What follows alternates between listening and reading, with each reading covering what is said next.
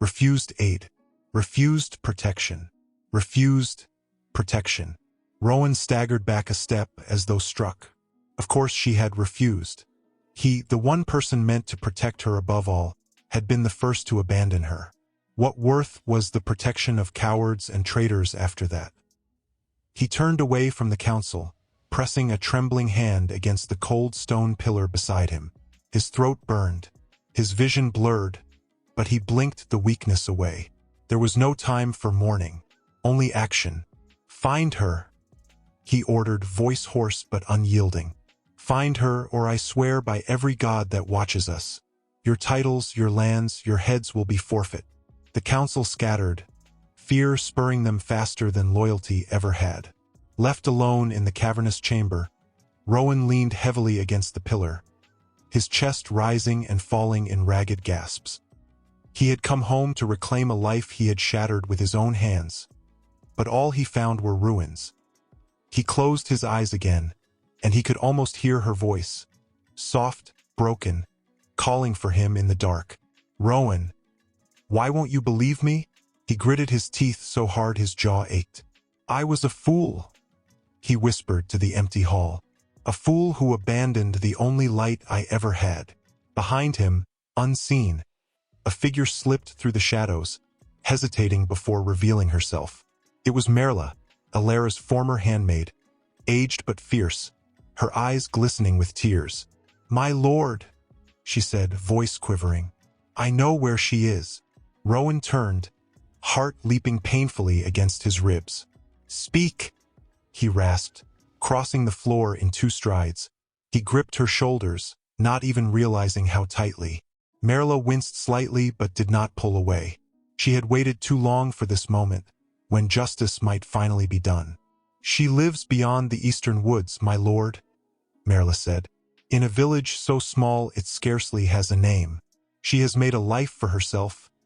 Away from all this. Away from me, Rowan murmured bitterly.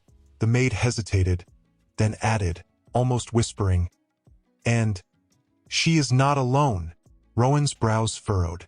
A bolt of something dark and panic shot through his veins. What do you mean? He demanded, a little too sharply. Merla lowered her gaze, hands twisting nervously in the folds of her apron. She has children, my lord. 2 boys, twins. For a long moment, Rowan could only stare at her, the world tilting wildly beneath his feet. Twins. The word echoed inside him, deafening. No, he breathed. No, it cannot be, but it could. It made a terrible, painful kind of sense. The timing, the rumors, the ache he could never name, they were his. Somewhere out there, beyond the mist-shrouded woods and the broken promises, his sons, his flesh and blood, lived their lives without knowing he existed. Rowan staggered back, hand to his mouth, as if the very air had turned poisonous. He had not only forsaken Alara, he had forsaken his own children. The weight of it crushed him, heavier than any armor he had ever worn, heavier than the sword he had once raised in foolish pride. I must see them, he said, his voice barely audible. Merla nodded, tears slipping silently down her cheeks. Then go quickly, my lord, she urged. The world is not as it was. Danger grows near and the past does not forget so easily. Rowan nodded once, sharply, and without another word, he turned on his heel and fled into the gathering night. The palace loomed behind him like a graveyard of broken oaths, but Rowan did not look back. Ahead, beyond the darkness, was a village, a woman who had once been his heart, and 2 boys who had never even known his name. He rode fast, his heart pounding louder than the hooves against the earth, the questions battering his mind harder than the cold wind tearing at his cloak. Would they hate him? Would she? And more terrifying than any of it, would he even deserve their forgiveness? The stars wheeled above him, silent witnesses to the storm he had unleashed. And somewhere, far ahead, candles flickered in a tiny cottage. 2 young boys laughed at some shared secret, and a woman with sad, wise eyes gazed out into the dark, as though she already knew he was coming, as though she had been waiting all along. Rowan barely noticed, Every beat of his horse's hooves matched the frantic, painful rhythm of his heart. His mind was a storm, a violent clash of memory, regret, and a desperate, foolish hope. He could almost see them, two boys, wild and free, racing across a sunlit field, unaware of the shadow that had once loomed over their very existence. He urged his horse faster. When the first lights of the village flickered through the trees, he pulled the reins sharply, slowing to a trot, his breath misting in the cold air. It was not much of a village, a scattering of rough cottages, the scent of burning peat in the wind, the low murmur of livestock settling in for the night. Here life moved slowly. Here no one would expect to find the lost Marquis of Raventhorn. Rowan dismounted quietly, leading his horse by the reins. His boots crunched softly on the frostbitten path. Every step closer, his fear grew heavier. What if she had remarried? What if his sons called another man father? He swallowed hard, tasting bitterness. Following the directions Marla had given him, he approached a small cottage tucked away at the edge of the woods. A warm, golden light spilled from its single window, and through the thin curtain, he caught glimpses of movement. Voices floated out to him, high, joyous, innocent. Children. Rowan stepped closer, breath catching in his throat. Inside, two boys sat before a crackling fire, laughing as they tussled over a carved wooden horse. One had a shock of unruly chestnut hair, the other neater, with a solemn set to his mouth that made Rowan ache in a way he could not name. And there, seated on a worn chair by the fire, was Alara. Rowan's heart shattered anew. She had changed, and yet she hadn't. Her hair was pulled loosely over one shoulder, a few stubborn strands escaping to frame her face. Her dress was plain, her hands roughened by work, but her eyes were the same, deep, endless pools of quiet strength and sorrow. He pressed a hand to the wall of the cottage, needing something solid to keep him from falling to his knees. Inside, Alara spoke softly, her voice a balm even after all these years. "Careful, my loves. You'll break your poor horse." "But Mama," the louder boy protested, grinning mischievously. "It's a battle. We're knights." The quieter one agreed, his voice shy but no less fierce. "Defending our realm." Rowan's lips trembled. His sons, defending their realm, just as he had once sworn to defend them and failed. A sudden movement drew his attention. Alara looked toward the window, her smile fading slightly, a crease of worry forming between her brows. She sensed him. Rowan stepped back into the shadow instinctively, heart hammering against his ribs. He could not face her. Not yet. Not like this, a broken man, a stranger. Torn, he turned to leave, but fate, or perhaps punishment, had other plans. A sharp bark split the air, and from the side of the house, a shaggy dog tore toward him, growling low in its throat. Inside the cottage, the boys jumped to their feet. "Mama!" Barkley found someone. Rowan froze as the door swung open and Alara stepped out, holding a lantern high. The light found him instantly, casting his shadow long across the frost. For a heartbeat, neither of them moved. Alara's face drained of color. Her hand trembled, causing the lantern to sway, sending wild shadows dancing across the trees. Rowan forced himself to step forward, each movement an agony. "Alara," he breathed, the name breaking apart on his tongue like fragile glass. She said nothing. The boys crowded behind her, peering around her skirts with wide, curious eyes. "Mama?" the louder one asked. "Who is he?" Rowan dropped to his knees in the frozen dirt, unable to hold himself upright any longer. He bowed his head low. "I'm no one," he said hoarsely. "A ghost, a fool, a coward." The words cut deeper than any blade. For a long, agonizing moment, Alara stood still. Then, slowly, she stepped forward until she stood just beyond the reach of the light. "I buried you," she said, her voice low and shaking. "I buried you with every tear I shed. I buried you every night I held them and swore they would never know the weight of your betrayal." Rowan flinched as though struck. "I know," he whispered, "and I deserve it." I deserve nothing from you. The boys looked between them, confusion clouding their young faces. But I... Rowan lifted his gaze, and the raw anguish there was unfiltered, unhidden. I had to see you, just once, to know you lived, to know I had not destroyed all of you. Alara's hands clenched at her sides. You destroyed enough, she said, voice trembling with fury and heartbreak. Rowan nodded miserably. I know, he said again. A long silence stretched between them, heavy and thick. Then, softly, cautiously, the quieter boy tugged at Alara's skirt. Mama, he whispered. Why is he crying? Rowan pressed the heels of his hands against his eyes, ashamed to be so broken before them.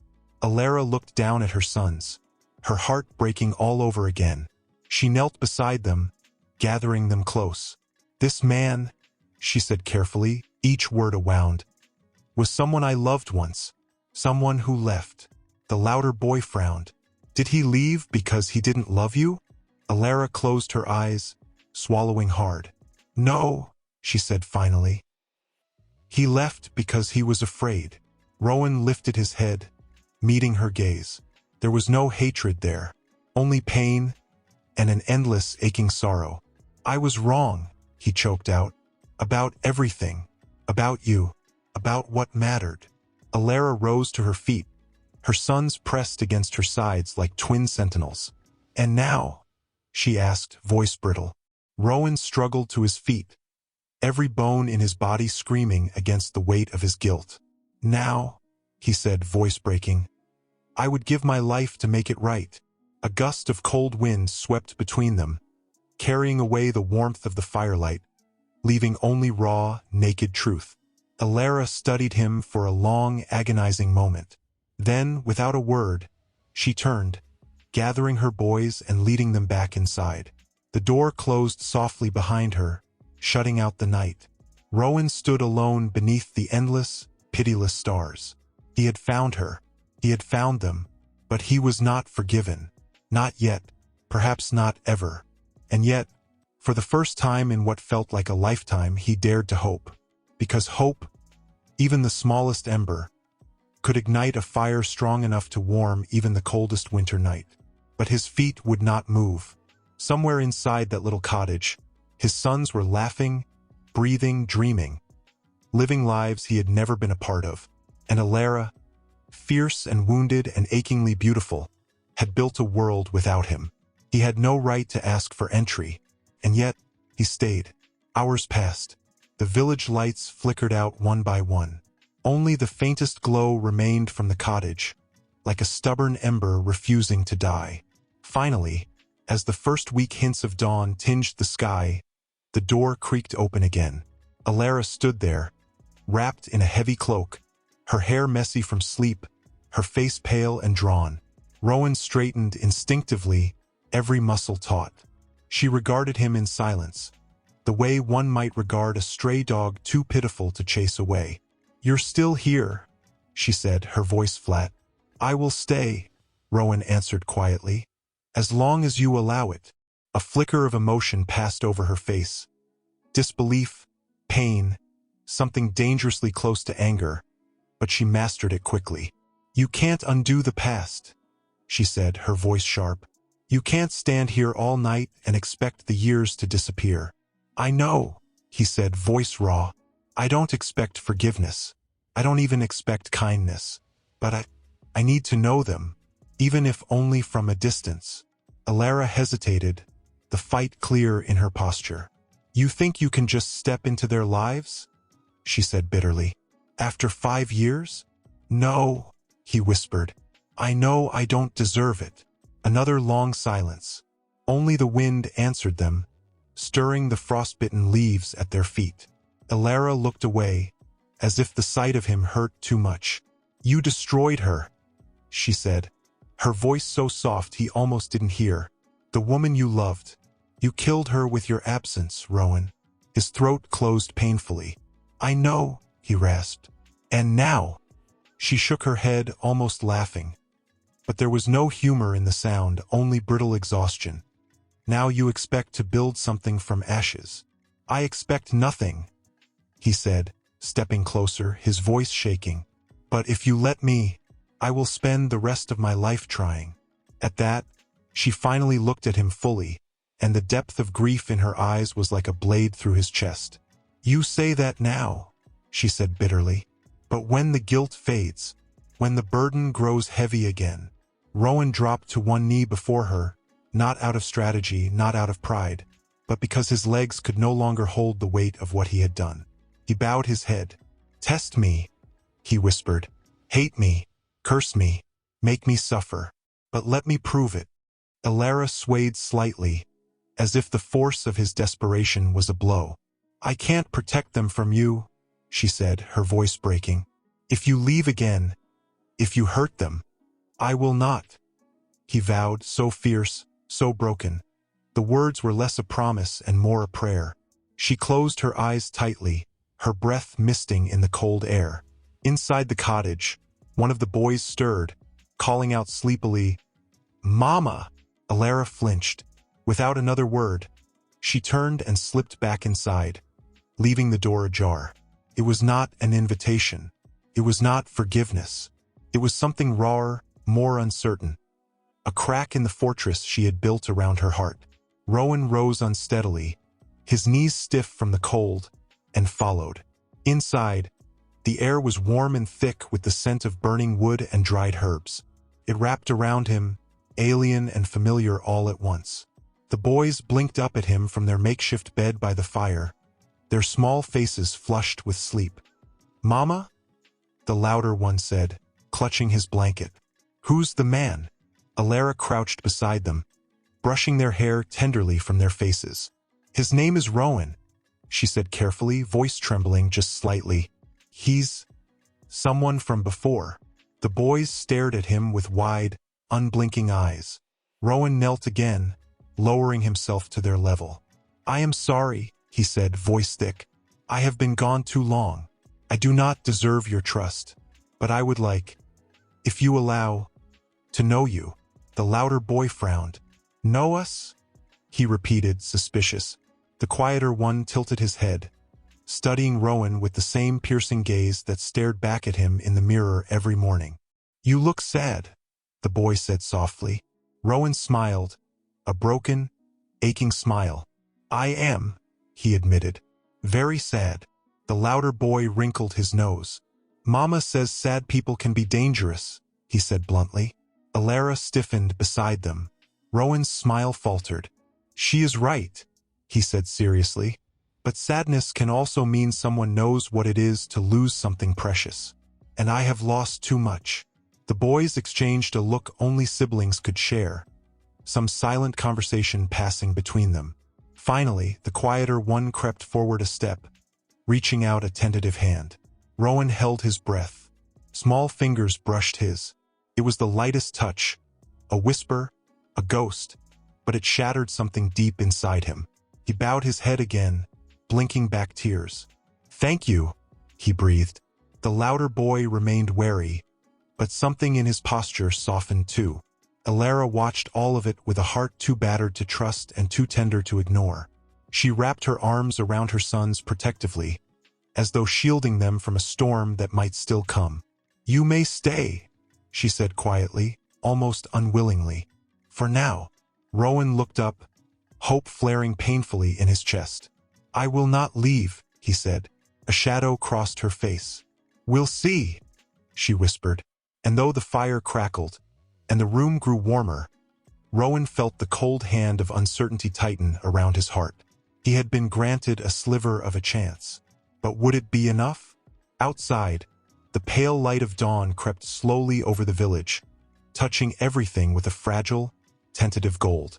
A new beginning, perhaps, but every beginning carried with it the heavy weight of everything left unresolved.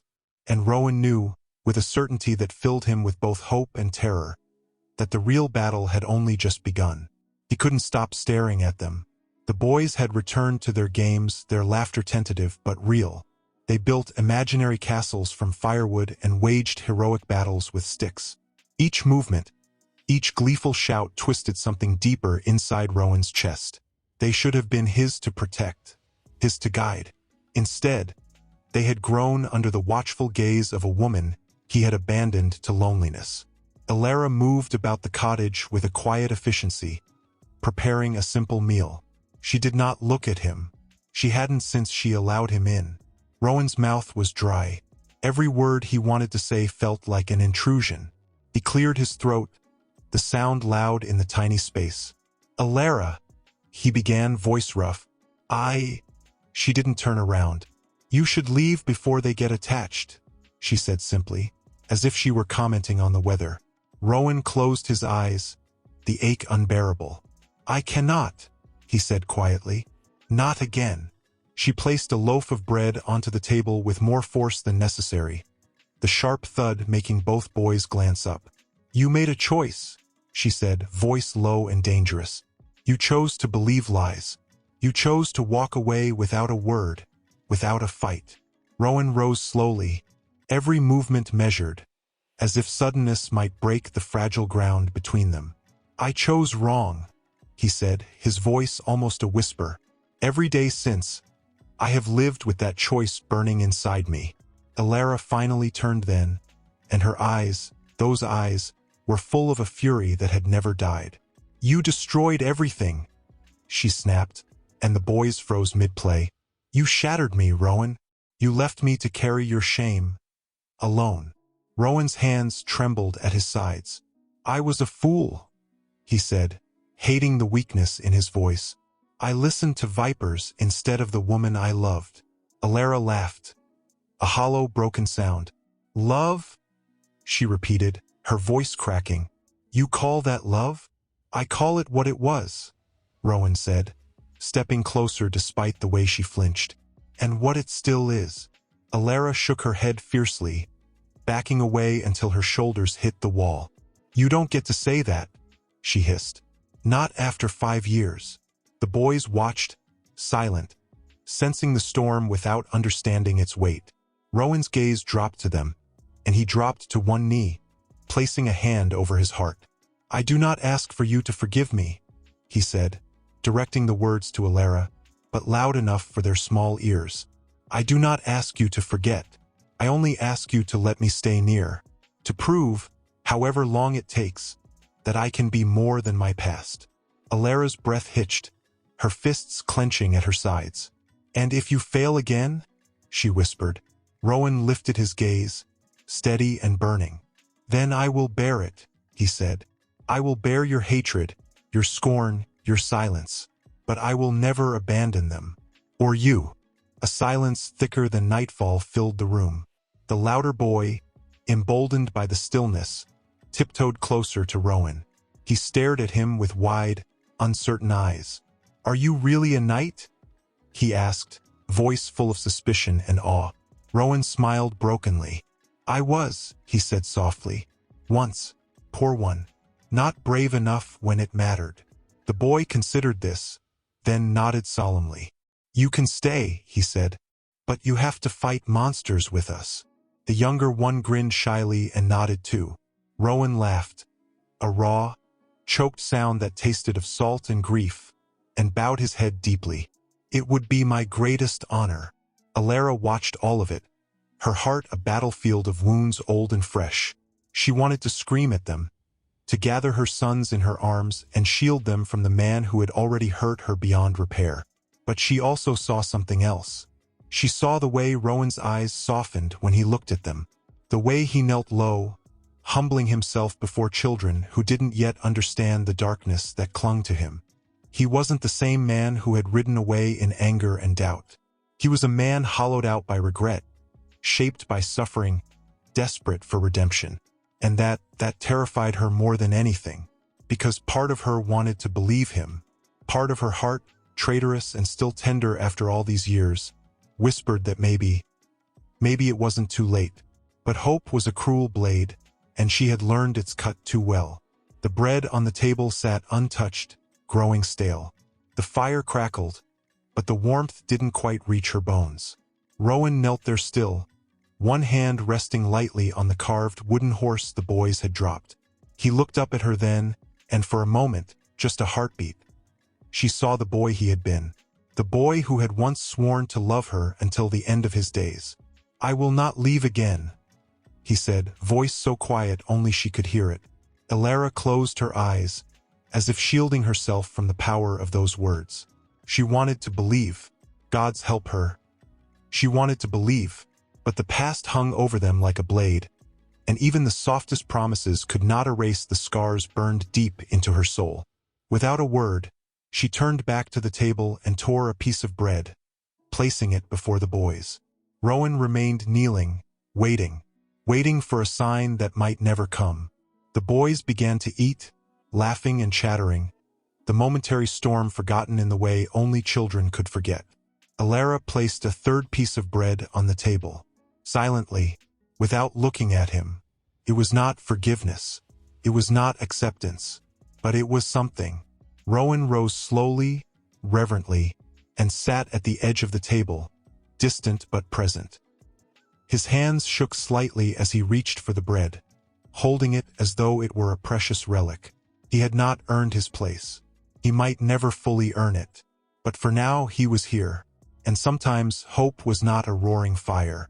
Sometimes it was a single crumb of bread shared at a table built from broken hearts. And it was enough. For now, Elara remained by the window, her arms crossed tightly over her chest, as if holding herself together. She watched the boys dart between trees, their small forms darting like wild birds through the mist.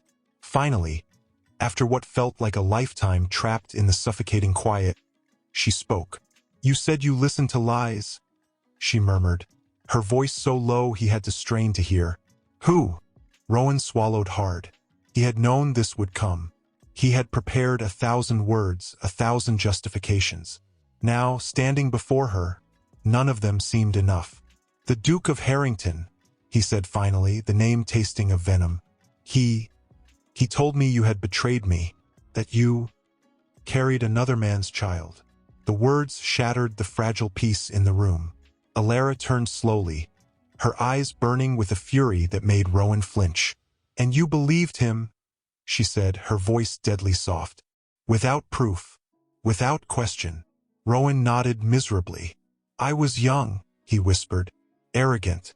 I thought loyalty would not need defending, that love could not be questioned." Her laugh was sharp and bitter. "You thought wrong." "I know," he said, voice breaking. Elara took a step closer, her hands trembling at her sides.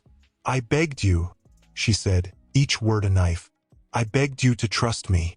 I stood there, carrying your children, and you turned away."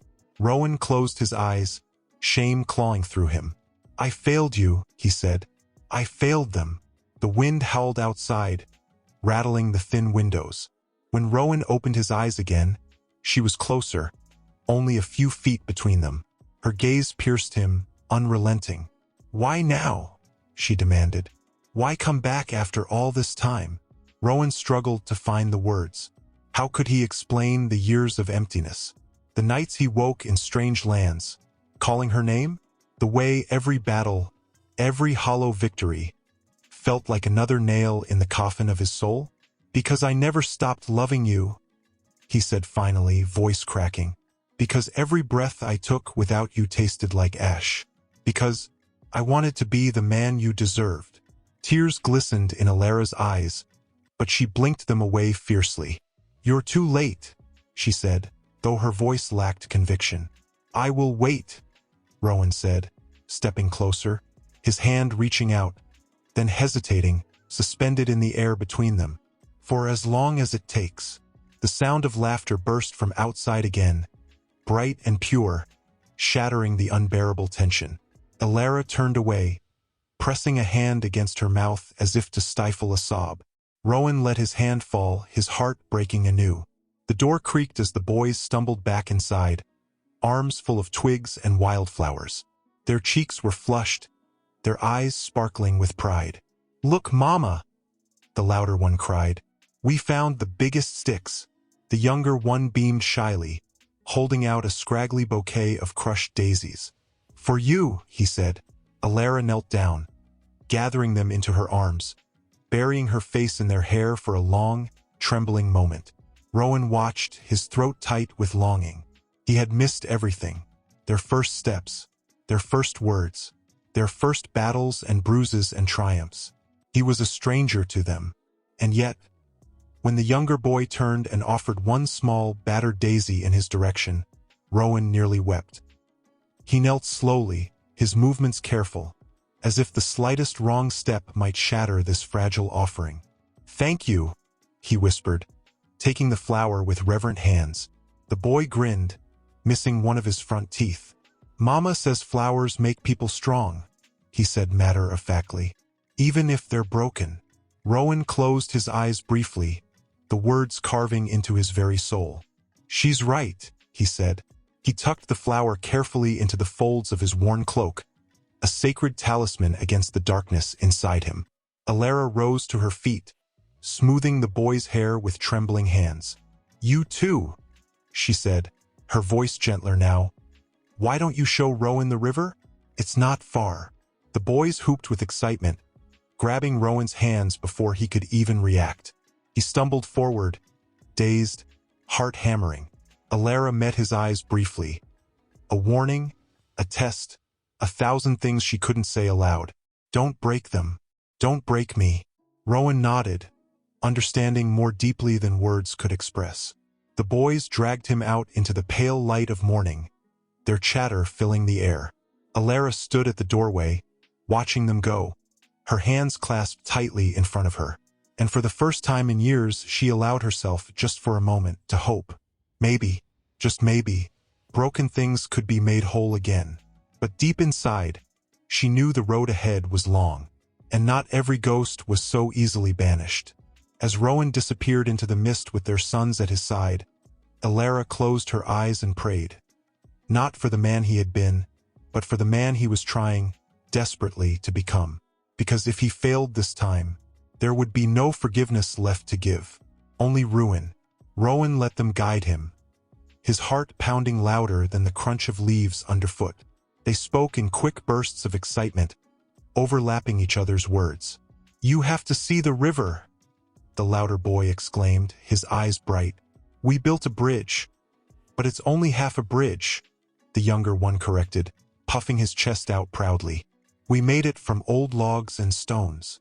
Rowan smiled, the expression feeling foreign and fragile on his face. "A bridge built by brave knights?" he asked. "Yes," they shouted together. They crested a small hill, and the river came into view, narrow, winding like a silver thread through the woods, its surface glinting under the weak sun. Along the edge, several logs and rocks formed a haphazard crossing, more dream than engineering. Rowan chuckled softly. "It's magnificent," he said, meaning it with every fiber of his being. The boys beamed with pride. The louder one, who Rowan was starting to guess was the elder by mere minutes, grabbed a long stick from the ground and brandished it like a sword. "Sir Rowan," he declared grandly, "you must cross the bridge of valor. If you fall in, the river spirits will take you." Rowan raised an eyebrow. "Is that so?" he asked, playing along. The younger boy nodded solemnly. "They're very scary, and cold." Rowan grinned and bowed low. "Then I accept the challenge, noble knights." He stepped carefully onto the first log, which wobbled precariously beneath his weight. The boys squealed in delight, hopping from foot to foot.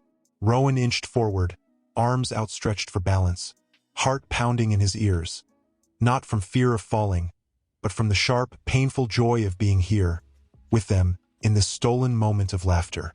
Halfway across, the log shifted, and Rowan plunged into the shallow river with a tremendous splash. The boys screamed with laughter, doubling over and slapping their knees, gasping for breath. Rowan lay there in the icy water for a moment, blinking up at the sky, and then he laughed too. A deep, shaking sound that cracked something open inside him. For a moment he forgot the years, the guilt, the fear. For a moment he was just a father and they were just his sons. He climbed out of the river, soaked and shivering, and collapsed dramatically onto the riverbank. "Alas," he groaned, "the spirits have claimed me." The boys pounced, dogpiling onto him, their laughter ringing through the trees. Rowan wrapped his arms around them, pulling them close, feeling their small, warm bodies wriggling against him. He closed his eyes, overwhelmed by a fierce, aching tenderness he had thought lost to him forever. "I yield," he gasped, laughing as they clambered over him. "I yield to the bravest knights in the realm." The louder boy sat triumphantly on his chest. "You're part of our order now," he said seriously. Rowan smiled up at him, tears stinging his eyes. "Then I am honored beyond words." The younger boy crawled up beside him, peering curiously into his face. "Will you stay?" he asked softly. "For real?" Rowan's breath caught. He sat up slowly, gathering them both into his arms. "If you'll have me," he whispered, voice thick, "I will stay for as long as you let me." The boys nodded, satisfied, and something deep inside Rowan shifted. Something heavy and dark giving way to a fragile, trembling hope. But as he pulled them tighter against him, a movement at the edge of the woods caught his eye. A figure, cloaked and distant, watching. Rowan stiffened instinctively, shielding the boys with his body. "Come," he said quickly, his voice still gentle but firm. "Let's go back to your mother." The boys, sensing his sudden seriousness, obeyed without question. Rowan ushered them back toward the cottage, his heart pounding not with joy now, but with a cold, creeping dread. He kept glancing over his shoulder, but the figure was gone, vanished into the mist. He didn't know who it had been. He didn't know what it meant.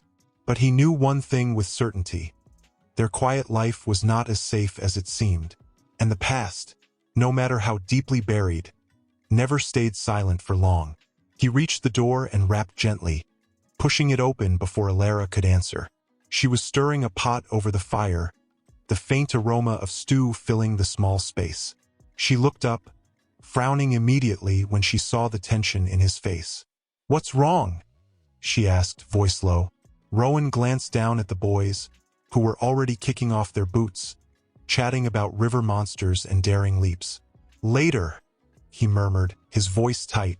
Her frown deepened, but she said nothing, only nodding once. The boys crowded around the table, demanding food, their laughter chasing the heavy mood from the air. For them, at least. Rowan sat heavily near the door, his eyes never leaving the window, scanning the mist beyond for any sign of movement.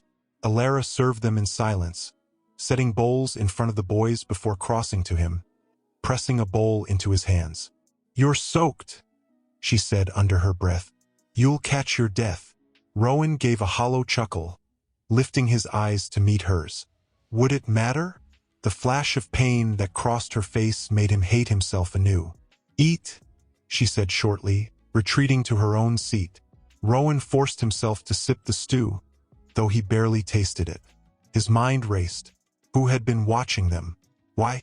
1,000 possibilities spun through his thoughts, none of them good. Once the boys were settled, arguing good-naturedly over who had built the stronger part of the bridge, Rowan leaned toward Alara, speaking so softly only she could hear. "There was someone in the woods," he said, "watching us." Her hand stilled on the table. The color drained from her face. "Are you certain?" she whispered. Rowan nodded grimly. "I saw the figure, cloaked, then gone."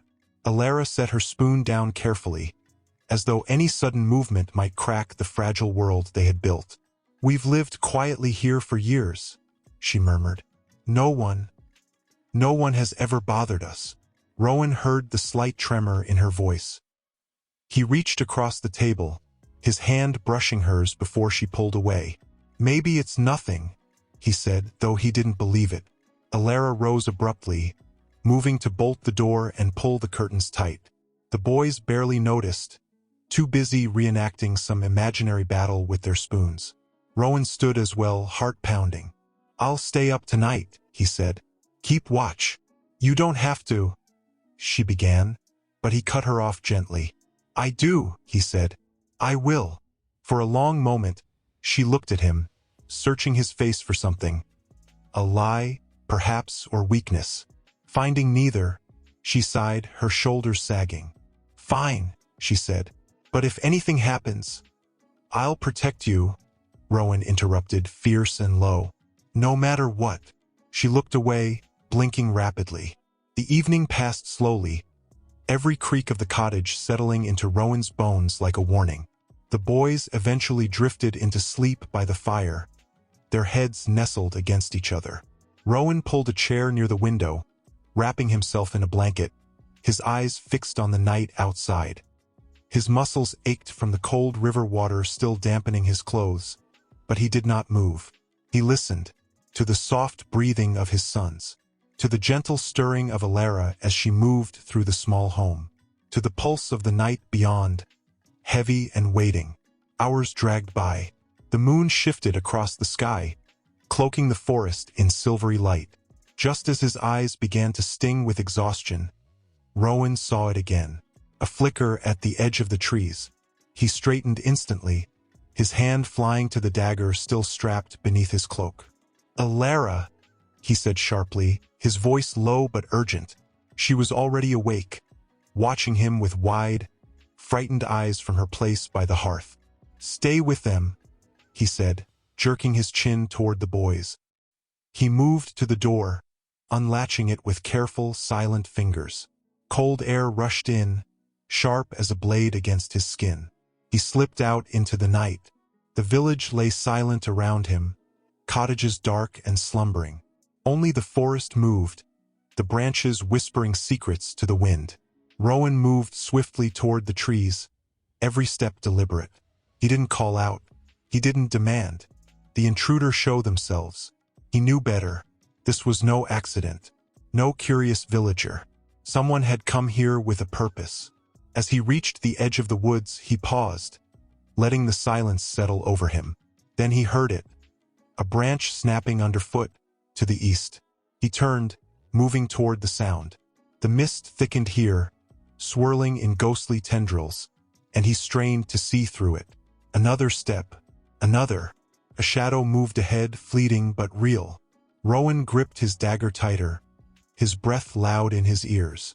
"Who goes there?" he called out, voice low and deadly. Silence. Then a whisper, almost too faint to hear. "You cannot undo the past." Rowan's blood turned to ice. "Show yourself," he barked. A shape emerged from the mist, not fully seen, cloaked and hooded, features hidden. "You will lose them," the voice said, raspy and ancient, "as you lost everything else." Rowan took a step forward, every nerve screaming in warning.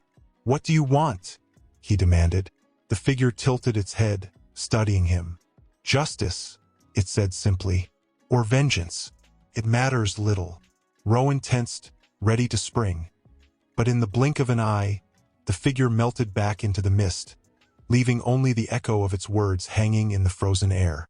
He stood there, heart pounding, the dagger shaking in his hand. For a long moment, the forest was silent.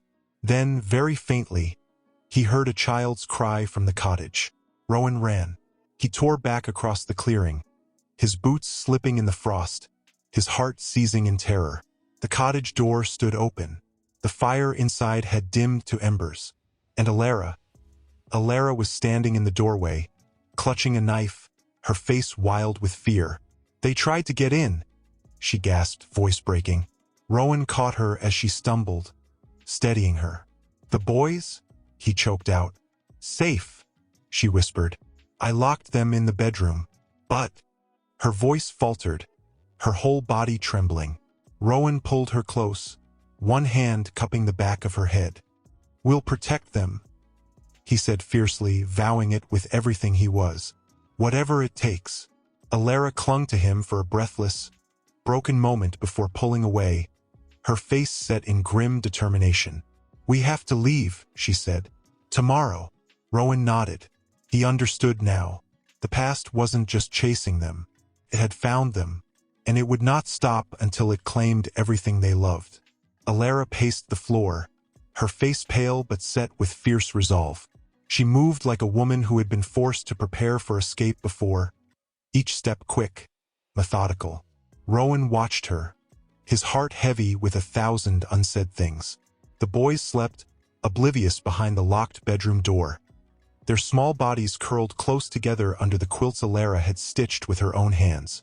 Rowan stood by the hearth, feeling useless and furious with himself. "We need horses," Alara said, half to herself. "Food. Cloaks thick enough to withstand the mountains if we're forced north." "I can get them," Rowan offered quickly. "Before dawn." She paused, looking at him, really looking at him, and for the first time he saw more than suspicion in her eyes. He saw trust. Fragile, tenuous, but there. "You'd risk the village?" she asked quietly. "I would burn the world," Rowan said without hesitation. "If it meant keeping you and the boys safe." Something flickered across her face, something dangerously close to hope, and it broke him all over again. She turned away, hiding whatever war raged inside her. "We'll need to move before first light," she said, voice steadier now. "If they have scouts nearby, we won't get a second chance." Rowan nodded. "Let me go now," he said. "I can be back before the sun touches the fields." Alara hesitated, her fingers tightening around the edges of the table. "I don't want you out there alone," she admitted, her voice a whisper. Rowan crossed the room in 2 strides, stopping just short of touching her. "I will come back," he said, fierce and low. "I swear it." Her hand twitched at her side, as if she wanted to reach for him to anchor herself, but she pulled back at the last second. Rowan forced himself to step away, to honor her fear even as every instinct screamed to stay. He moved to the door, shrugging on his cloak, adjusting the sword at his hip. As he pulled the door open, Alara's voice stopped him. "Rowan," she said, and he turned. "Come back to us," she said, her voice breaking. He gave her a look so full of longing, so full of unspoken promises, it nearly shattered the fragile air between them. "I will," he said. "I swear it by every breath left in my body." He slipped out into the night, the cold biting through his wet clothes, his breath a ghost in the air. The village was darker now, the mist heavier. Every step he took felt like a gamble, every shadow a threat. He moved quickly, silently, cutting through back paths and alleys until he reached the far end where the stables crouched low against the hillside. The smell of hay and horse sweat filled his nose as he crept inside. Most of the villagers' horses were meager beasts, old and worn from plowing fields. But he spotted 2 sturdy ponies, smaller but strong, perfect for the boys. And near the back, a black gelding, lean and fast, its eyes flashing with restless energy. Perfect. Rowan set to work quickly, saddling the horses with trembling fingers. Every creak of leather, every snort of breath from the animals, set his nerves on edge. He kept glancing over his shoulder, half expecting the cloaked figure to emerge from the mist, dagger in hand. When he finally led the horses into the yard, a voice sliced through the dark. "Thief!" Rowan spun, his blade drawn before the word finished echoing. A man stepped from the shadows, torch in hand. A villager, broad and rough, suspicion etched deep into his weathered face. "What are you doing with Lord Harrow's horses?" the man demanded. Rowan kept his voice low, steady. "I need them." The man's eyes narrowed. "You'll answer to the steward for this." Rowan took a step forward, letting the light catch the grim set of his jaw, the hardness in his eyes. "No," he said. "I answer to no man here." Recognition flickered in the villager's face, confusion and fear battling for dominance. Rowan pressed. "There are dangers coming to this village," he said, voice low and urgent. "If you value your life, you'll forget you saw me." The man hesitated, then took a step back, his fingers tightening on the torch. "You bring trouble on us," he muttered, but he didn't call out. He didn't raise the alarm. Rowan led the horses into the mist, his heart hammering. He didn't look back. By the time he returned to the cottage, the eastern sky was bruised with the first hints of dawn. Alara stood waiting in the doorway, wrapped in a cloak, her face pale but resolute. The boys were bundled against the cold, their sleepy eyes wide with excitement and fear. "You came back," she said simply. Rowan reached for her hand before he could stop himself. "I will always come back," he said. She stared at him, her fingers trembling in his, and for a moment, the world narrowed to just the two of them. No past, no fear, no betrayal, just this fragile, aching now. A cry split the air, sharp, shrill. Rowan's head snapped up. At the edge of the village, torches flared into life. Shouts, figures moving fast through the mist. Alara's grip tightened on his hand. "They've found us," she whispered. Rowan turned to the boys, dropping to one knee. "Listen to me," he said, his voice shaking only slightly. "Stay close. Hold onto the saddles. Do not let go, no matter what happens." They nodded, their faces serious, brave. Rowan swung onto the black gelding, reaching down to lift the boys onto the ponies. Alara mounted with practiced ease, gathering the reins with trembling hands. Rowan caught her gaze one last time. "Ready?" it asked. She gave a sharp nod. Together, they kicked their mounts into motion, thundering away from the only home the boys had ever known. Behind them, the village erupted into chaos. Ahead, only the unknown. Rowan tightened his grip on the reins, on the fragile hope that still burned in his chest. He would not fail them again. He would not lose them. Not now. Not ever. Behind them, the torches still flared, bobbing through the mist like hungry fireflies. Shouts echoed, distorted by the trees, but growing louder. Closer. Rowan tightened his grip on the reins until his knuckles turned white, urging the black gelding faster. The boys clung to their ponies, small forms hunched low, their faces hidden by their hoods. Alara rode just behind him, her mouth set in a grim, determined line. Branches tore at them, the cold gnawed at their skin, but they pressed on. Rowan glanced back, catching a glimpse of one of the riders, dark-cloaked, relentless. Not villagers, not angry farmers, hunters. "They won't stop," he called over his shoulder, his voice ragged. "Not until they have us." Alara's face paled, but she shouted back, "Then we don't stop either." The boys whimpered softly but clung to their mounts with fierce determination. Rowan's heart twisted painfully.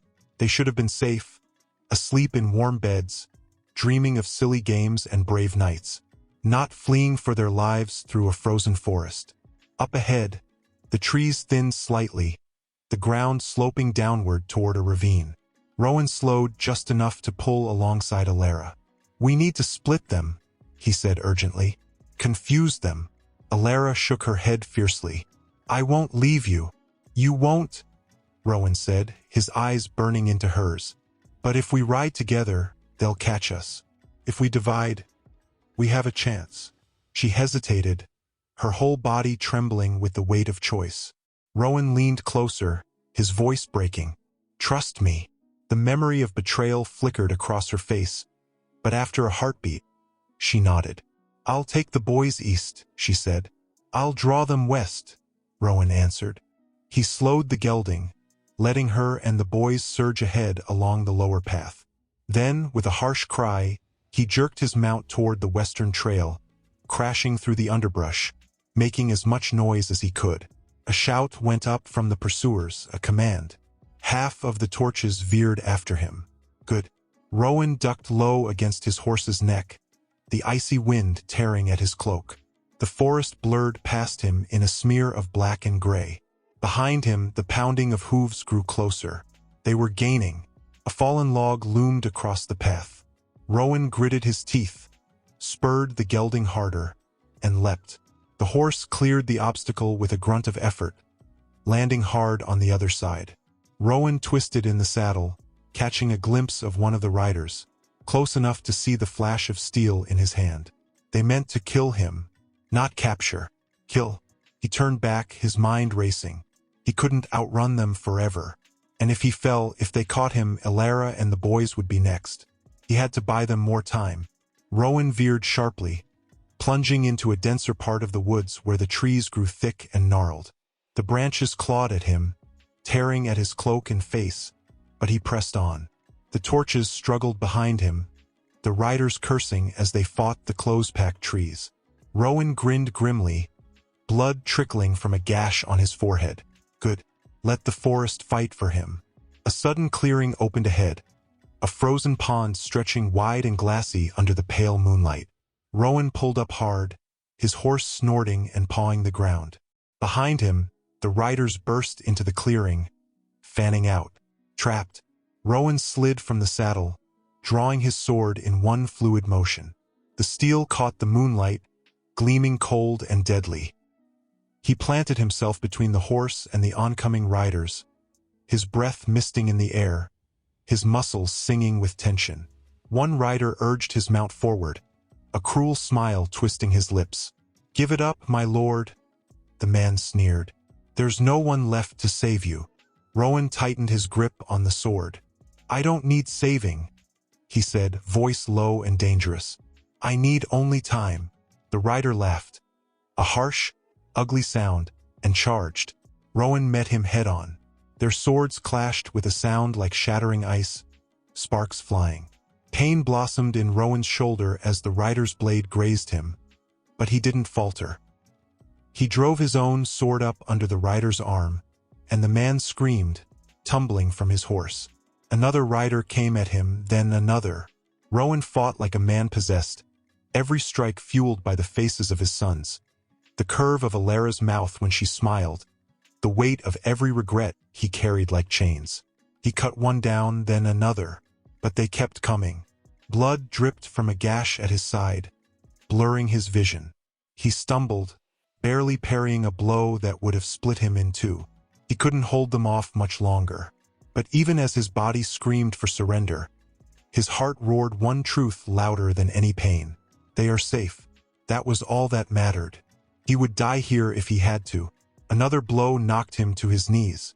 Rowan gritted his teeth, forcing himself upright, raising his sword one last time. And then, a horn blast echoed through the trees. Sharp, piercing. The riders froze, glancing at each other in confusion. Another horn, closer now. Rowan staggered back, chest heaving. Shapes moved in the mist, not enemies. Villagers, men with pitchforks, clubs, torches, furious and wild. They surged into the clearing, shouting battle cries. The hunters cursed, turning to flee. Rowan sagged against his horse, barely able to stay upright. A grizzled villager caught him before he could fall. "Easy, lad," the man grunted. "We've got you." Rowan shook his head weakly. "The others," he rasped. "Protect them." The man nodded grimly. "We will. You're not alone anymore." Rowan let himself sag into the man's grip, his sword falling from his numb fingers. The last thing he saw before darkness claimed him was the sky, black and endless, and the faint memory of Alara's voice calling him home. Then a hand, warm, trembling, threading through his hair. A voice, breaking on a whisper. "Rowan, please." He clawed his way back to the surface with a gasp, his chest heaving as he blinked against the dim light. The world sharpened slowly. He was lying on a bed of straw and furs, in a small stone hut he didn't recognize. Smoke from a dying fire curled lazily toward the rafters. His cloak had been stripped away, his tunic torn and stained dark with blood. His body protested with every shallow breath. And kneeling beside him, her face pale and stricken, was Alara. For a moment, neither of them spoke. Her hand hovered above his chest, trembling, as if afraid to touch and find him already gone. "You're alive," she finally whispered, her voice cracking. Rowan tried to smile, but it came out more like a grimace. "Disappointed?" he rasped. A tear slid down her cheek, and she shook her head fiercely. "You're a fool," she said, voice thick with emotion. "A stubborn, reckless fool." He let out a low, painful chuckle. "Always was." Her hands pressed gently against his shoulders, steadying him as he struggled to sit up. "Careful," she murmured. "You lost too much blood." Rowan winced but managed to lift himself against the wall. His vision swam, but he forced himself to focus. "The boys," he croaked. "Are they safe?" Alara's face softened, and she nodded. "They're safe," she said. "Thanks to you." A wave of relief so intense washed over him that it left him trembling. He closed his eyes, a shuddering breath escaping him. I thought I thought I'd never see them again, he whispered. You almost didn't, Elara said, her voice fierce. You nearly died out there. Rowan opened his eyes, reaching for her hand instinctively. I would have, he said, squeezing her trembling fingers gently, if it meant they lived. For a moment, Elara let him hold her hand, the connection between them raw and electric. Then she pulled away, rising to her feet, pacing the small space like a caged animal. Rowan watched her, feeling the gulf between them like a physical wound. You shouldn't have stayed behind, she said, her voice trembling with anger and grief. You should have run with us. And led them straight to you? Rowan said, voice rough. Never. You nearly died, she shouted, spinning to face him. He smiled sadly. Better me than you, he said simply. Better me than the boys. Elara pressed a hand to her mouth, her body shaking with silent sobs she refused to let free. Rowan pushed himself upright, gritting his teeth against the pain. I made a choice once, he said, voice low, each word costing him. I chose wrong. I chose fear. This time, I chose you. She stared at him, breathing hard, torn between anger and something far more dangerous. Hope. I don't know if I can forgive you, she whispered, her voice breaking. I don't ask you to, Rowan said, his own voice shaking. Only, let me stay. Let me fight for you. For them. For us. Her chin wobbled, and she turned away, shoulders hunched as if carrying the weight of all the years between them. They asked about you, she said, her voice small. Rowan's heart clenched painfully. What did you tell them? He asked. Elara swallowed hard. I told them you were a knight once, she said. A good man who got lost. Rowan blinked rapidly, fighting the burn behind his eyes. And what did they say? He whispered. She let out a shaky breath, her voice almost a sob. They said, they hoped you would find your way home. The last of Rowan's defenses crumbled. He covered his face with his hands, his shoulders shaking with silent, wrenching sobs. He didn't deserve them. He didn't deserve her. And yet, here they were.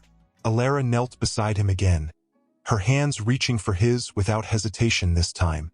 You have to fight, she said, voice thick with tears. You have to live. Rowan lowered his hands slowly, meeting her gaze, with every broken piece of himself laid bare. For you, he said, his voice a vow. For us, she corrected, a tremulous smile breaking through the storm of her emotions. He nodded, too choked to speak. For the first time in years, something fragile and precious stirred between them. Not forgiveness, not yet, but a beginning. Outside, the storm of their enemies still raged, unseen but undeniable. But in this small, battered hut, two broken souls had found each other again. And maybe, just maybe, that was enough. The boys stood there, clutching each other's hands tightly, their eyes wide and fearful as they looked at Rowan slumped against the wall. He tried to straighten, tried to summon a smile that didn't look as broken as he felt, but the pain was too raw, too close to the surface. The older twin, bolder as always, took a cautious step forward. Is he dying, Mama? He asked, his voice small but steady. Rowan's heart clenched painfully at the question. He opened his mouth, but Elara knelt between them first, drawing them close. No, she said firmly, stroking their hair back from their faces. He's hurt, but he's fighting, like knights do. The boys turned their solemn gazes back to Rowan. The younger one, the quieter of the two, moved slowly to his side, kneeling carefully as if afraid Rowan might shatter like glass. You fought for us, he said, his little voice trembling. Rowan nodded, swallowing the lump that threatened to choke him. I will always fight for you, he said, his voice rough with emotion. Always. The boy's brow furrowed, deep in thought, and then, to Rowan's utter shock, he crawled into his lap, curling against him carefully to avoid the worst of his wounds. Rowan froze, overcome. The older twin hesitated, then followed, pressing against Rowan's uninjured side.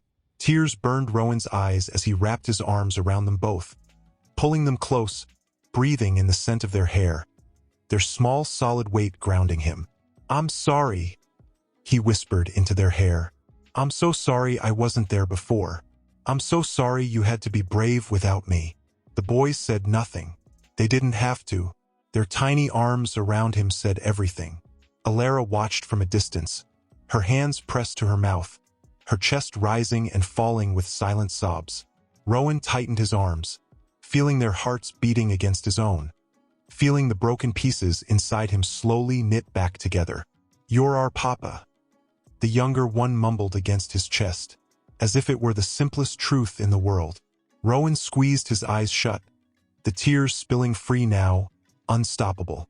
He had no right to it, no right to be called that after all he had done.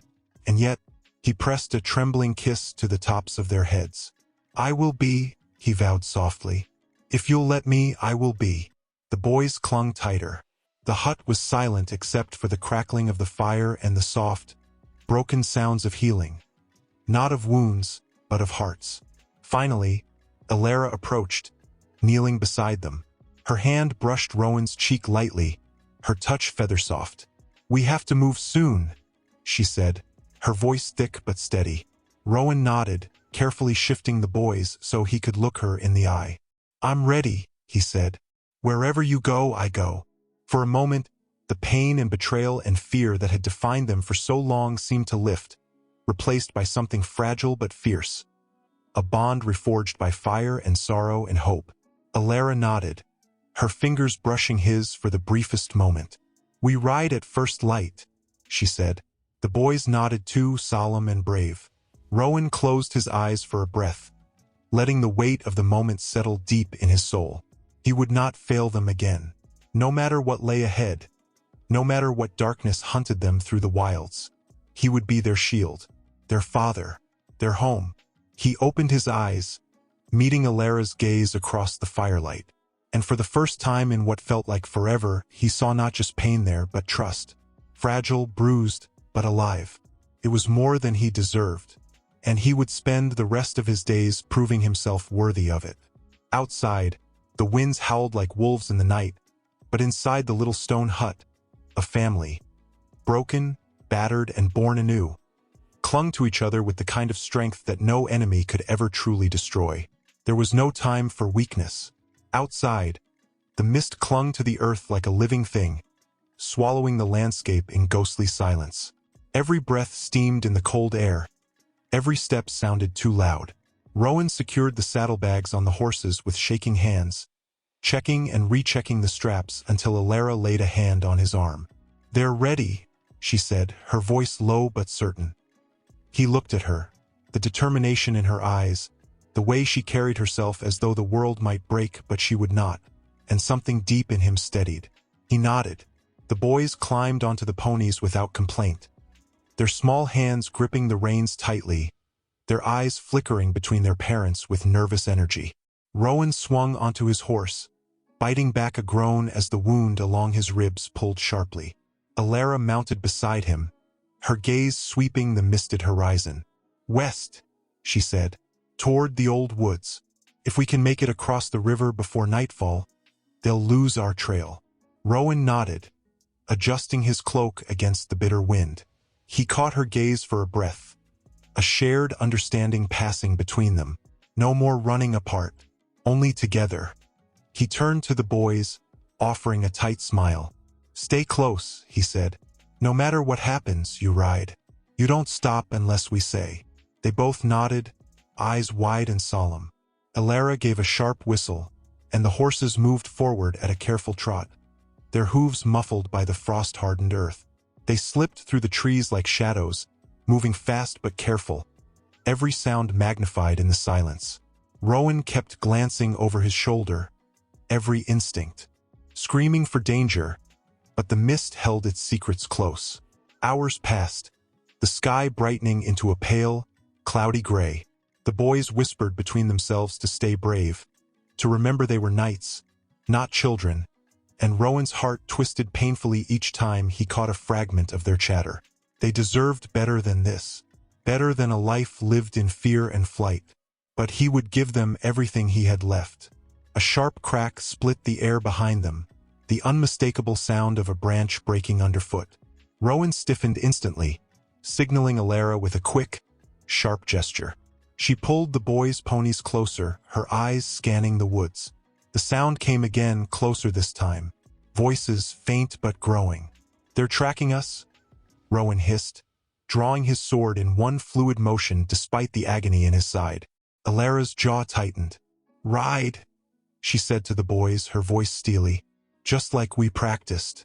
Straight to the river." "But Mama," the older one began, fear breaking through. "Go," she barked, her voice breaking. Tears welled in the younger boys' eyes, but they obeyed, kicking their ponies into motion. Rowan and Alara spurred their horses after them, weaving through the trees. The forest thinned as they rode, the trees giving way to rocky slopes that led down toward the glint of water far below. The river, almost there. A shout rang out behind them, angry, close. Rowan twisted in the saddle just in time to see dark figures emerging from the mist, horses and riders cloaked in black. Too close. Too many. Rowan cursed under his breath, leaning forward, urging his horse faster. The boys were struggling to control their mounts, the ponies frightened and bucking slightly. Rowan caught up to them, reaching out to steady the younger boy with a firm hand. "Hold steady, little knight," he said, his voice calm despite the pounding of his heart. The boy nodded, lips trembling but determined. They tore down the rocky path, the river roaring louder with every stride. Ahead, the old bridge came into view, little more than a crumbling arch of stone half swallowed by the river. Rowan felt a surge of hope. If they could cross, if they could reach the dense woods beyond. A sharp whistle split the air, and an arrow thudded into a tree just inches from Alara's head. She didn't flinch, didn't slow. "Faster!" she cried. Rowan kicked his horse into a full gallop, heart hammering against his ribs. The bridge loomed closer.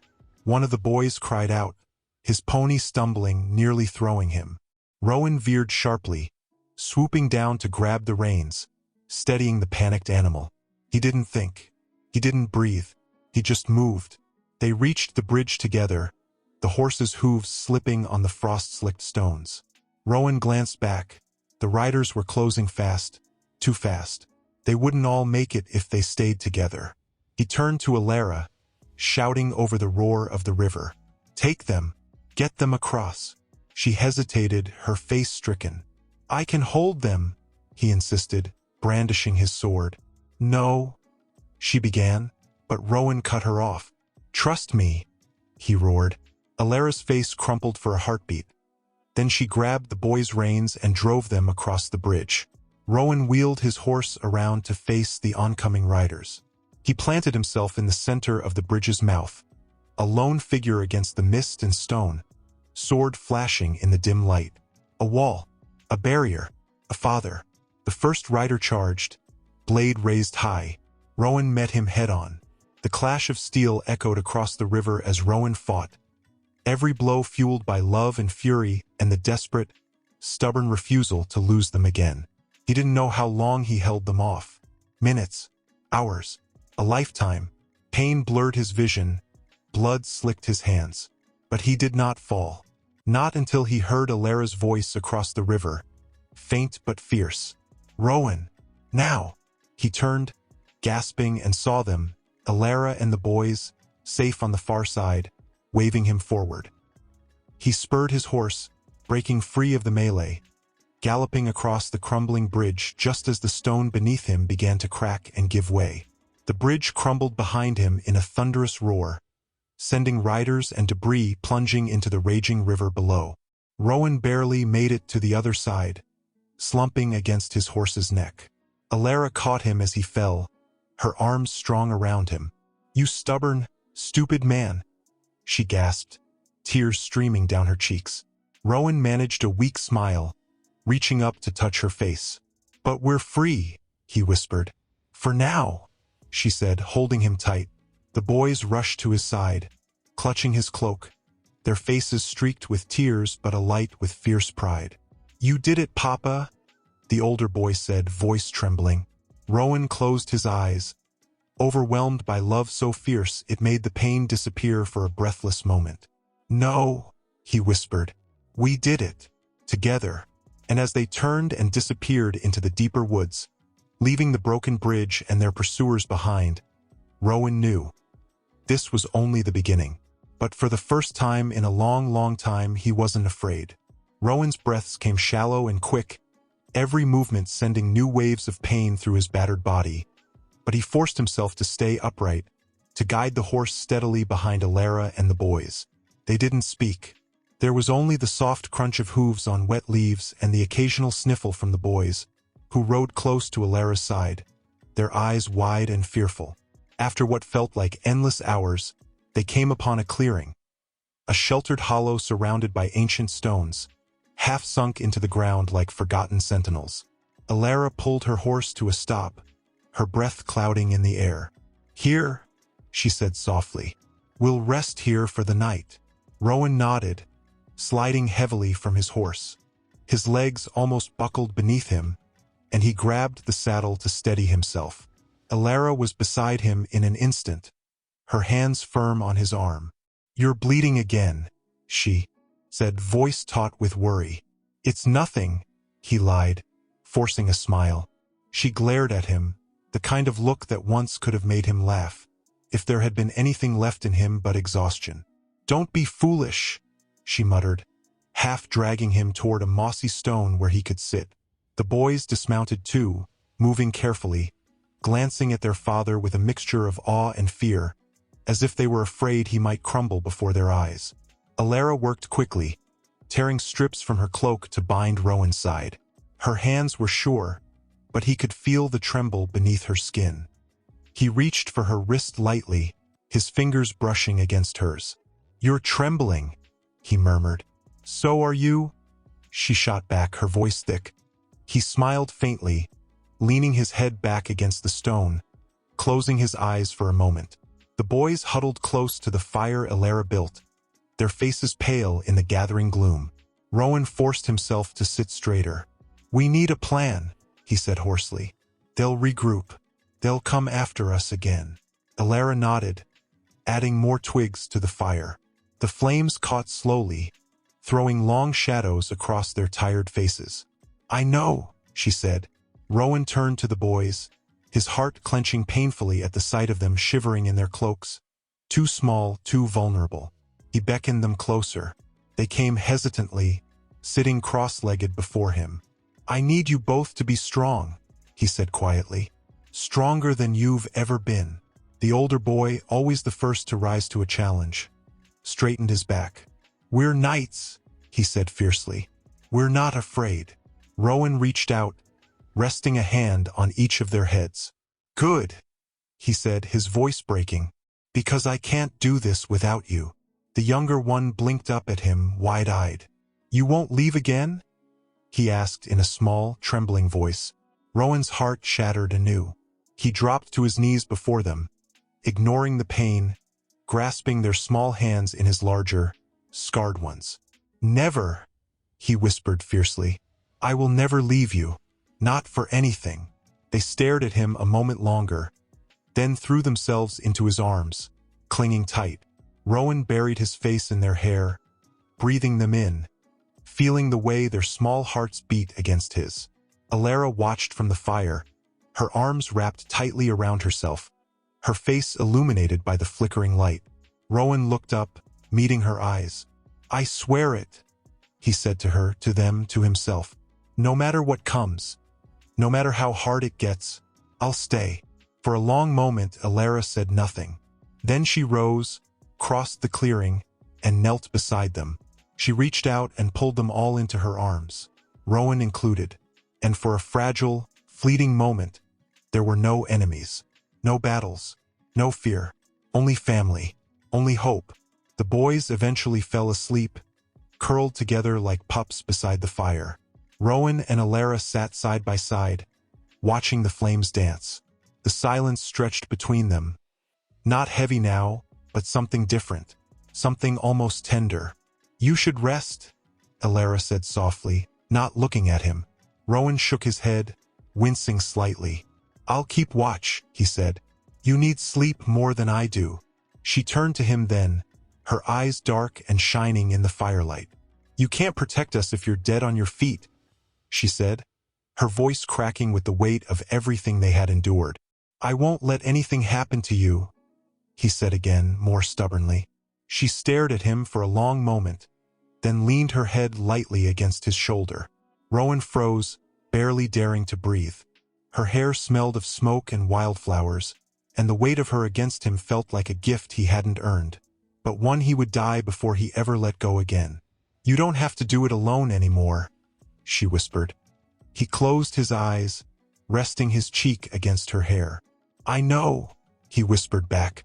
The fire crackled, the woods whispered around them, and the river roared faintly in the distance, carrying away the echoes of a past they refused to drown in anymore. Together, they sat in the darkness, guarding the fragile new life they were trying to build. And though the night stretched long and full of dangers unseen, Rowan knew he could face whatever came, because he wasn't alone. Not anymore. It was the silence, not the soft, heavy kind of sleep, but a silence too perfect, too still, pressing against the skin like the breath before a storm. He shifted carefully, his hand finding Alara's beside him. She was still asleep, her face drawn, her body curled protectively toward the boys, who lay nestled close to her. Rowan rose slowly, his instincts prickling. His sword was already in his hand before his mind fully caught up. He scanned the clearing, his breath misting in the cold air. Nothing, only the hush of the forest, the whisper of frost cracking under the slow creep of dawn. He moved to the edge of the stones, his boots crunching softly against the frozen ground. That was when he saw the figure. At first it was just a shadow among shadows, half hidden behind a twisted oak. But as Rowan's eyes adjusted, the figure stepped forward. Cloaked, hooded, familiar. Too familiar. His heart seized in his chest. It was Merla, Alara's old handmaid, the one who had told him where to find them. Rowan lowered his sword a fraction, confusion warring with suspicion. Merla? He called, his voice low but sharp. What are you doing here? The woman lifted her head, and for the first time Rowan saw the glint of guilt and something else in her eyes. I'm sorry, she said, her voice trembling. Rowan stiffened instantly. Behind him, he heard Alara stirring, heard the boys murmur in their sleep. What have you done? He demanded, stepping closer. Merla flinched, as if the weight of her betrayal was a physical blow. They promised, she whispered. They promised if I led you away, if I gave them time, they wouldn't hurt the boys. Rowan's blood ran cold. You led them to us? He said, the truth settling over him like a death shroud. You betrayed us. Tears spilled down Merla's wrinkled cheeks. I had no choice, she cried. They would have burned the village, killed everyone. Rowan's knuckles whitened around the hilt of his sword. And you thought sacrificing Alara and the boys would save them? He said, voice low, shaking with fury. I thought it would buy you time, she sobbed. I thought you would escape. Rowan shook his head slowly, the betrayal cutting deeper than any blade. He turned sharply, rushing back to the camp. Alara, wake them, he barked. She was already sitting up, her face tense and alert, gathering the boys quickly against her. What is it? She demanded. We have to move. Now. Alara didn't question him. She scooped the boys onto their feet, bundling them into their cloaks. Rowan turned back to Merla, his heart a stone in his chest. How long? He asked. Merla bowed her head, shame radiating from her. Minutes, she whispered. Maybe less. Rowan cursed under his breath, grabbing the horse's reins, tossing them hurriedly to Alara. Ride west, he said, his voice tight. Find the river again. Stay hidden. And you, Alara demanded, panic rising in her voice. I'll buy you time, Rowan said grimly. Alara's face crumpled. No, she said fiercely, grabbing his arm. No, not again. He cupped her face with one blood-stained hand, his eyes burning into hers. I swore I would protect you, he said, voice breaking. This is the only way. Tears slipped free down her cheeks. You come back to me, she whispered, her voice trembling. You hear me, Rowan? You come back. I will, he promised, though he knew he was lying or hoping against hope. He kissed her forehead roughly, lingering for a heartbeat longer than he should have, then turned to the boys. They stared at him with wide, fearful eyes. I love you, Rowan said, his voice cracking. Be brave. Protect each other. The older boy saluted, his chin trembling. We're knights, he said, voice high and shaking. We'll protect Mama. Rowan smiled through the tears burning his throat. That's my brave lads. Then he turned, squaring his shoulders against the coming storm. As Alara and the boys mounted and disappeared into the mist, Rowan faced Merla. You'll help me, he said. Not a question. Command.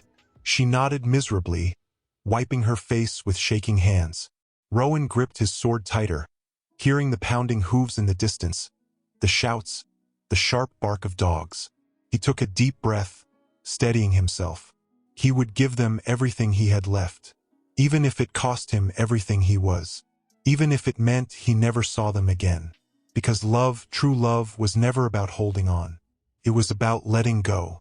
Rowan planted himself between the clearing and the approaching enemy, Merla behind him, and raised his sword high. He whispered one last prayer into the mist. Protect them. Keep them safe. Let them find a future I will never see. And then the enemy crashed into the clearing like a wave of darkness, and Rowan met them with a roar that shook the very trees. He would not fall quietly.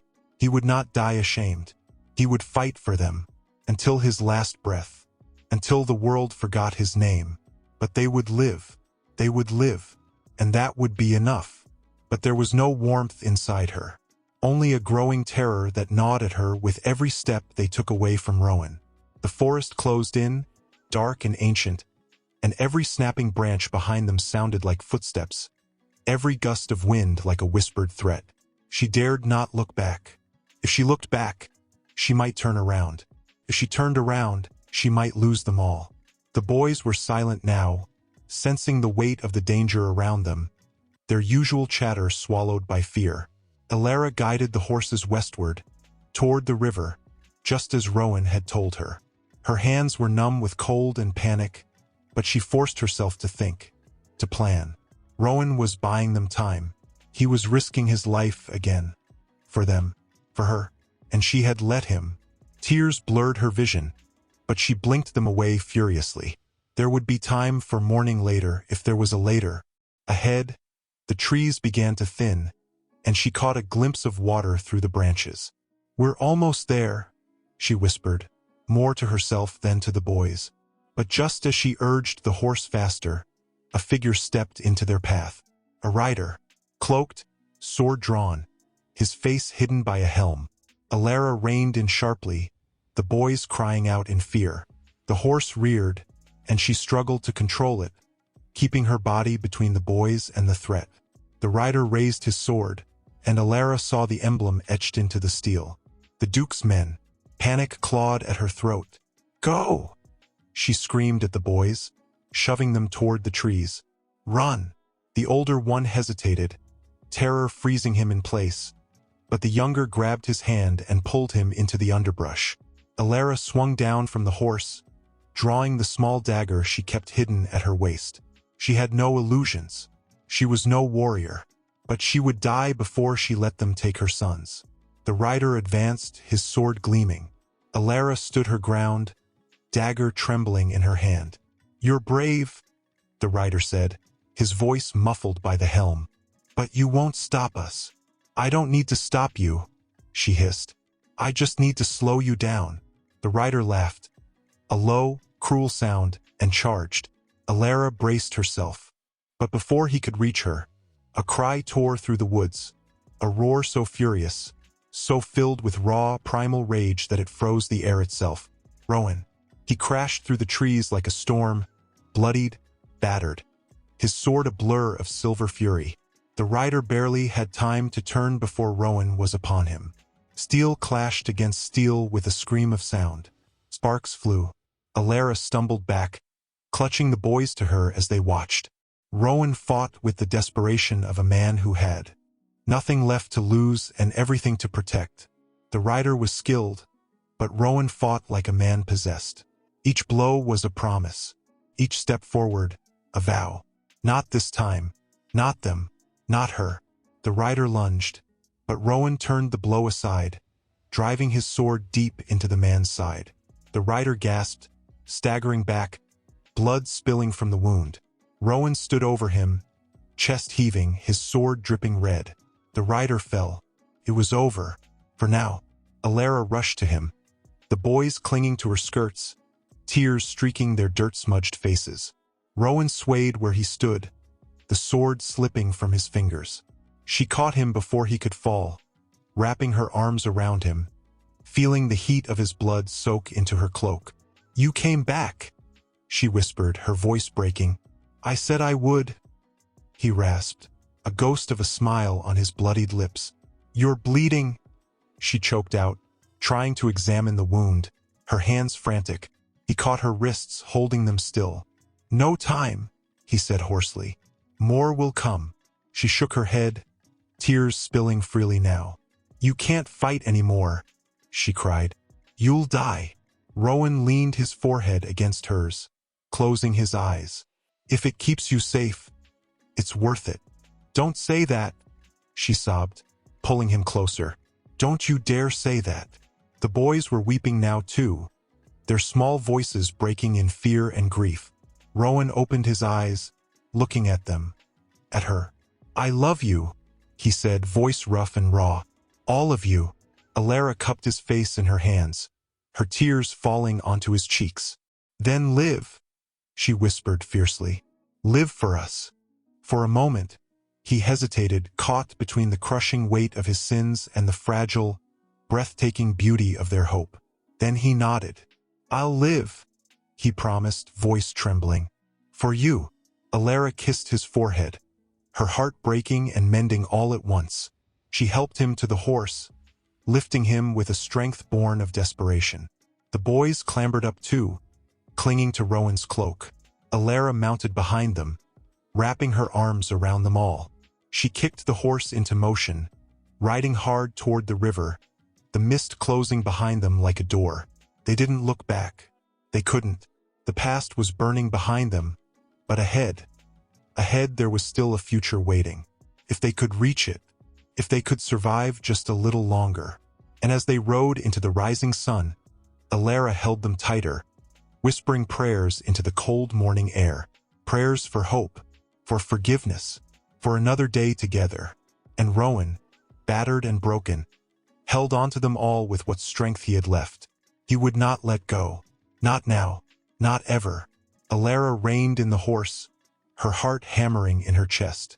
The boys clutched at her cloak, their faces pale and drawn.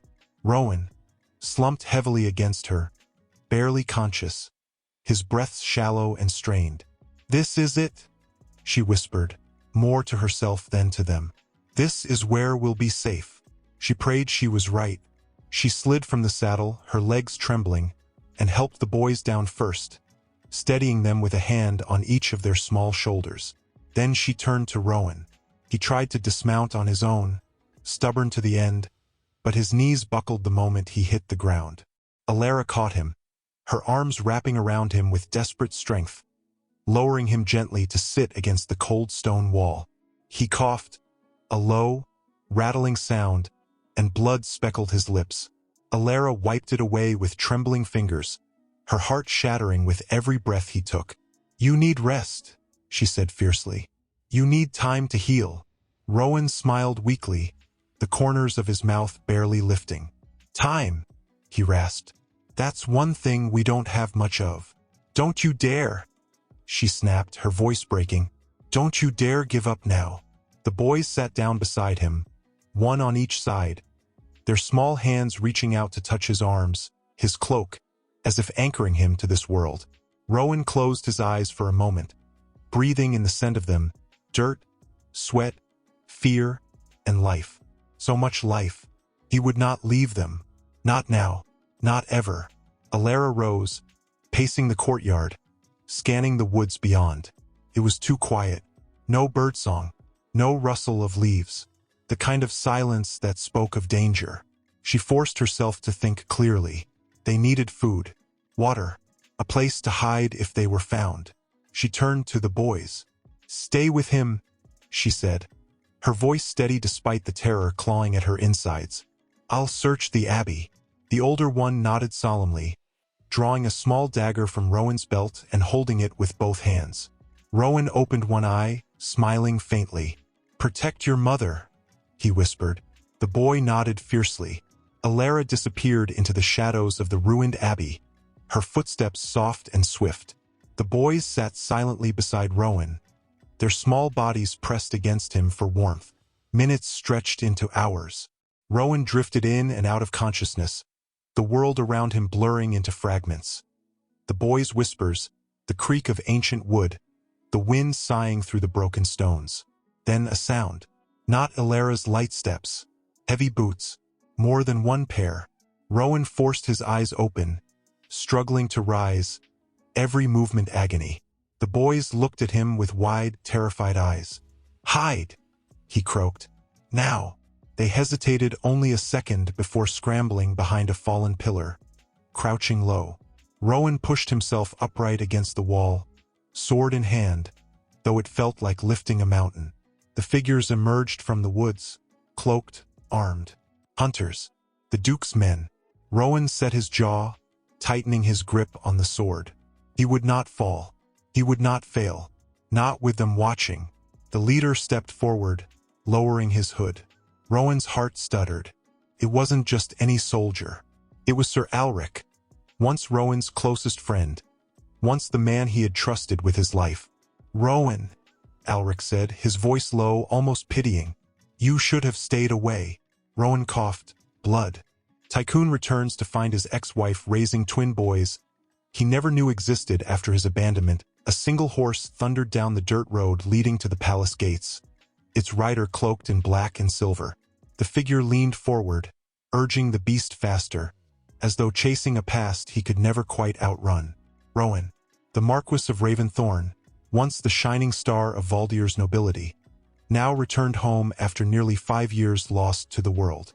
As he approached the towering gates, guards scrambled into formation, their spears clattering against their armor.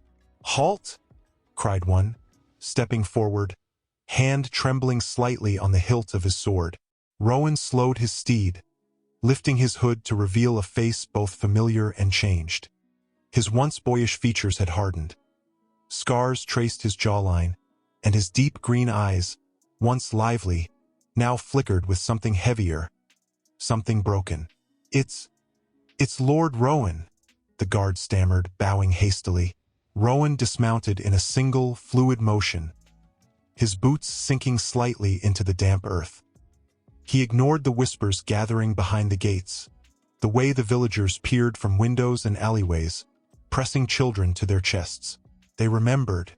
How could they forget the man who had abandoned not only his lands but his wife, Lady Alara, under a cloud of scandal and shame? Rowan barely glanced at them. His heart beat painfully in his chest as he passed under the archway, each step echoing in the emptiness that seemed to seep from the very stones. Inside the palace, the air was heavy with dust and abandonment. Tattered banners bearing his family's crest hung limply from the vaulted ceilings. Servants paused their chores, wide-eyed, mouths parting in disbelief. An elderly steward hurried forward, stooping low in a bow. His voice trembled. "My lord, we had not expected." "I am not here for pleasantries," Rowan interrupted, his voice low, rough like gravel. "Prepare the council. There are matters I must correct." The steward bowed again, scurrying away like a leaf blown by a bitter wind. Rowan turned in place, taking in the hall that had once been a place of dreams. He had held Alara's hands beneath these very arches, promising her forever. Forever. The word tasted like iron now. He closed his eyes, a vision flashing behind his lids. Alara, her hair a river of chestnut waves, laughing under the sunlight. Her soft voice pleading, "Trust me, Rowan, I would never betray you." He had not trusted her. He had believed the whispers of men drunk on envy and fear. He had left her, to face disgrace alone. Rowan opened his eyes, and a shudder ran through him. He was no longer the naive young noble who had been so easily manipulated. No. He was something colder now, tempered by the fires of regret and battle. He moved toward the grand staircase, his fingers brushing the worn marble railing. A pair of maids watched him from the shadows, murmuring, "They say he went to the eastern wastes. They say he fought beasts and kings, lost everything but his life. But why return now?" Rowan heard them. He heard every poison word. And in a way, he agreed with them. Why had he returned? The answer was carved into the very ache of his bones. He had come back for her. For the one thing he realized far, far too late, that he had never truly lost, because he had never deserved to lose her in the first place. Alara. A cold gust swept through the open windows, and Rowan's cloak flapped against his boots. His hand clenched into a fist. "I will find you," he whispered into the vast, crumbling hall. His voice cracked on the edges. "And if you will not forgive me, I will still protect you from the shadows." Outside, the last of the sun dipped beneath the hills, and the first stars of the night blinked awake. But for Rowan there was no light yet, only the long, winding road toward a redemption he did not know if he could ever claim. The halls swallowed him in their silence as he disappeared into the darkness. Whispers skittered like rats across the stone floor. He could feel them, like tiny knives pricking his skin. He stood before them without a word, his presence alone demanding attention. A long, tense silence unfurled in the room before Lord Everard, the eldest of the council, finally found his voice. "My Lord Rowan, we thought..." His voice cracked like brittle parchment. "We thought you were lost to us." "I was," Rowan said simply, his voice quiet yet more commanding than any shout. He let the words hang in the room, heavy and accusing. He stared them down one by one. "You let this kingdom rot in my absence." The men shifted uncomfortably, exchanging glances. Some bowed their heads, others dared to lift their chins, defensive. "You abandoned us," one brave soul muttered under his breath. Rowan turned sharply, the heavy cloak swinging behind him like the wing of a predator.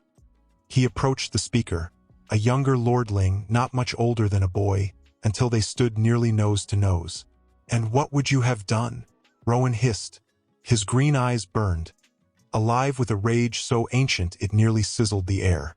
"You know nothing of what drove me from these walls. Nothing." The boy paled, stepping back without a word. Rowan exhaled slowly, forcing the anger down. He had not returned to punish these men. He had returned for answers, for truth. "Where is she?" he demanded then, softer, but every bit as lethal. "Where is Lady Alara?" At the sound of her name, a few of the councilmen stiffened. A few exchanged grim looks, heavy with unspoken things. Rowan noticed. Every muscle in his body tensed, his heart thudding a wild, painful beat.